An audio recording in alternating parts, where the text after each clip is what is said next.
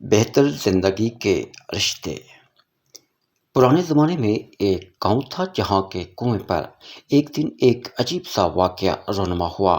ماجرا کچھ یوں تھا کہ جو ڈول بھی کنویں میں ڈالا جاتا پانی نکالنے کے لیے تو ڈول واپس نہ آتا تھا اور صرف رسی واپس آ جاتی۔ گاؤں کے سارے لوگ پریشان اور خوفزدہ تھے کہ آخر یہ کیا ہو رہا ہے، اندر کوئی جنات ضرور ہے جو ایسا کر رہے ہیں۔ بالآخر یہ اعلان کیا گیا کہ جو بھی اس راز کا پتہ لگائے گا کہ یہ پانی کی ڈول واپس کیوں نہیں آتی تو اس شخص کو اس کام کا بھرپور انعام دیا جائے گا۔ ایک نوجوان نے کہا کہ مجھے انعام کی کوئی لالچ نہیں، میں یہ کام گاؤں کے لوگوں کو اس مصیبت سے نکالنے کے لیے کر رہا ہوں اور اپنی جان کو خطرے میں ڈال کر اس راز کا پتہ لگاؤں گا، مگر میری ایک شرط ہے اور وہ یہ کہ میں کنویں میں اسی صورت اتروں گا جب رسہ پکڑنے والوں میں میرا بھائی بھی شامل ہو۔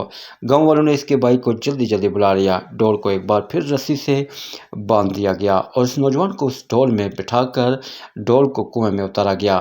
جب وہ نوجوان کنویں میں اتر گیا تو اس نے دیکھا کہ کنویں میں ایک بہت مچھندر قسم کا بندر بیٹھا ہوا ہے جو فوراً ڈول سے رسی کھول دیتا ہے۔ اس نوجوان نے اپنی جیب کو چیک کیا تو اس کو گڑ مل گیا۔ اس نوجوان نے جلدی سے وہ گڑ بندر کو دیا، جو بندر اس نوجوان سے مانوس ہو گیا۔ نوجوان نے اس بندر کو کندھے پر بٹھایا اور نیچے سے زور سے رسہ ہلایا تاکہ اوپر کے لوگ رسہ کھینچ کر اس نوجوان کو اوپر لے آئے۔ گاؤں والوں نے رسہ کھینچنا شروع کیا اور جو ہی ڈول اندھیرے سے روشنی میں آیا تو گاؤں کے لوگ بندر کو دیکھ کر جو نوجوان کے کندھے پر بیٹھا تھا خوفزدہ ہو گئے کہ یہ کوئی عفریت ہے جس نے اس نوجوان کو کھا لیا ہے اور اب اوپر چڑھ کر سب گاؤں والوں کو بھی کھا لیں گے۔